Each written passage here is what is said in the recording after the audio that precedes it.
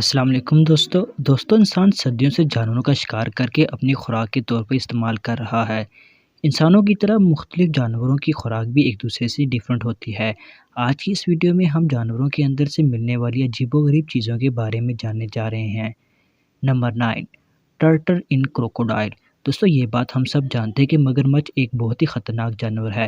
جب اسے بھوک لگتی ہے تو یہ اپنے سامنے آنے والی ہر چیز کو کھا سکتا ہے، چاہے وہ زندہ ہو یا پھر مردہ ہو۔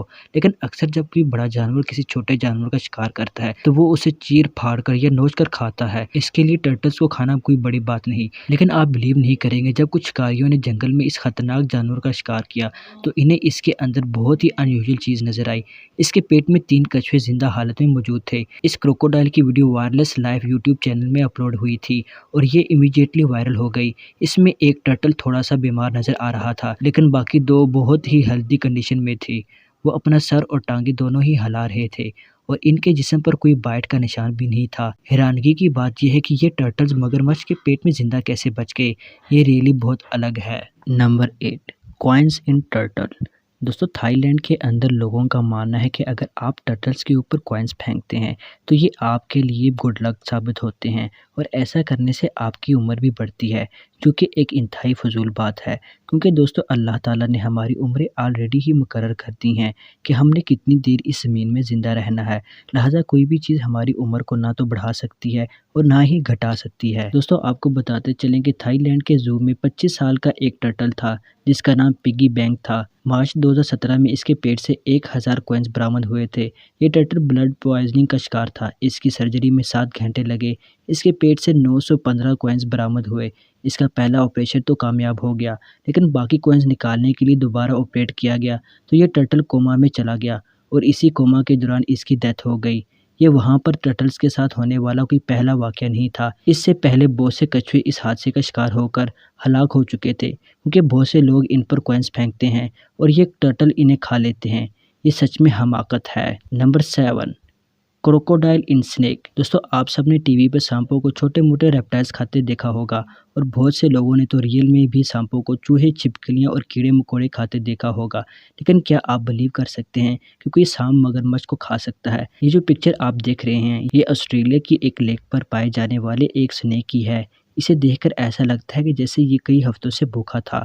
جیسے ہی اسے یہ مگرمچھ نظر آیا، اس نے اس کو ڈس کر مارنے کے بعد پورا کا پورا نگل لیا۔ آسٹریلیا کے ایک لوکل ریزیڈنٹ نے اس کی پکچر میڈیا پر شیئر کر کے پوری دنیا کو حیرت میں ڈال دیا۔ اس کا کہنا تھا کہ سنیک کی سکن کے اندر مگرمچھ کی ٹانگیں، چہرہ، ایون کہ ہر چیز واضح نظر آ رہی تھی۔ یہ سین واقعی میں ٹیریفائنگ تھا۔ نمبر 6، شارک ان شارک۔ دوستو اگر شارک کی خوراک کے بارے میں بات کریں تو یہ عام طور پر سمندر میں چھوٹی موٹی مچھلیوں اور دوسری سی کریچر کو کھاتی ہیں۔ کچھ شارکس بڑی فشز، ڈالفنز اور دوسرے سی میملز کو بھی کھا جاتی ہیں، لیکن کیا ہو اگر ایک شارک دوسری شارک کو ہی کھا جائے؟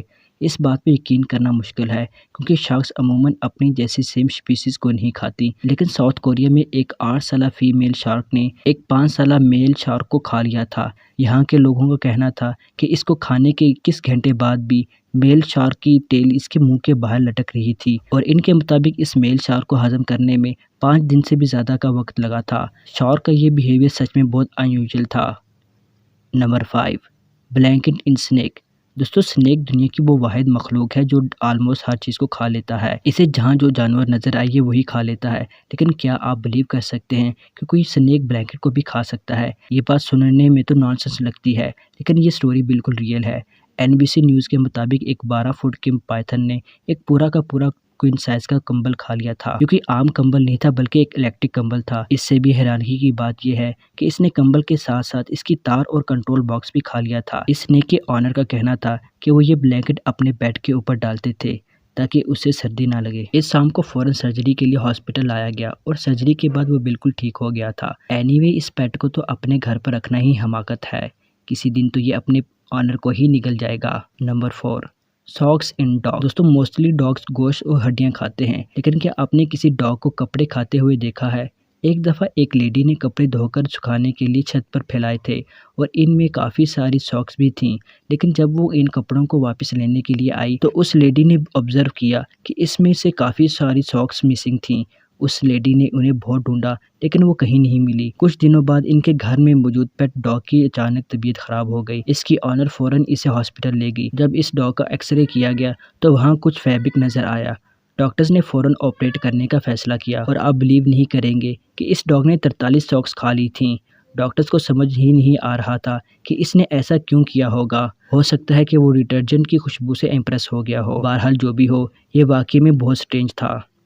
नंबर 3, बाल इन कैट। दोस्तों, आप सबने अक्सर बिल्लियों को बॉडी पर ज़बान फेरते देखा होगा। इनकी ज़बान से इनकी स्किन के बाल इनके मुंह के अंदर चले जाते हैं। ऐसा होना बिल्कुल नॉर्मल है और इनका मैदा भी इन्हें हजम कर लेता है। लेकिन इस 8 साल कैट जिसके साथ एक बहुत ही अजीबोगरीब वाक़या पेश आया। ये ना तो कुछ खा सकती थी और ना ही कुछ पी सकती थी।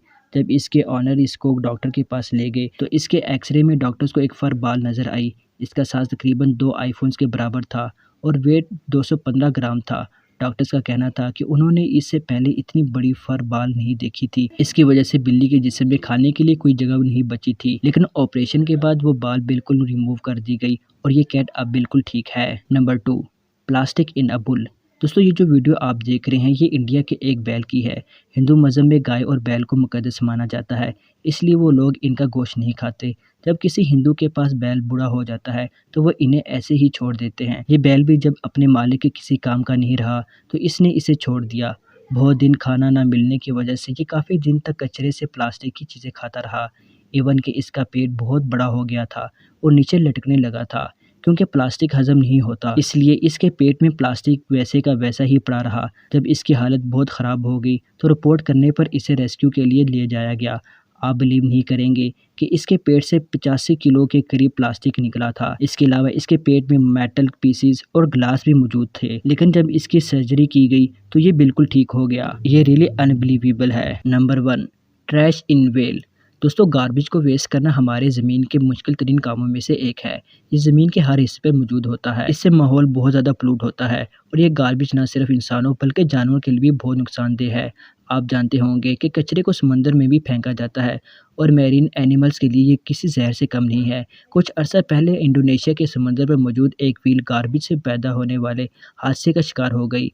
ये व्हेल बीच पर मरी हुई हालत में पाई गई। जब इसको दरमियान से काटा गया तो इसके अंदर से 6 किलोग्राम से भी ज़्यादा प्लास्टिक वेस्ट निकला था, जिसमें 115 प्लास्टिक कप्स और 25 प्लास्टिक बैग्स और बहुत सारा कचरा शामिल था। इसके अलावा इसके पेट में एक बैग भी मौजूद था जिसमें 1000 से भी ज़्यादा वायर्स के पीसेस थे और ये इस तरह मरने वाली कोई पहली व्हेल नहीं थी। इससे पहले थाईलैंड में भी एक डेड व्हेल के पेट से प्लास्टिक के 80 से ज़्यादा पीसेस बरामद हुए थे। ये इंसिडेंट सच में टेरिफाइंग था।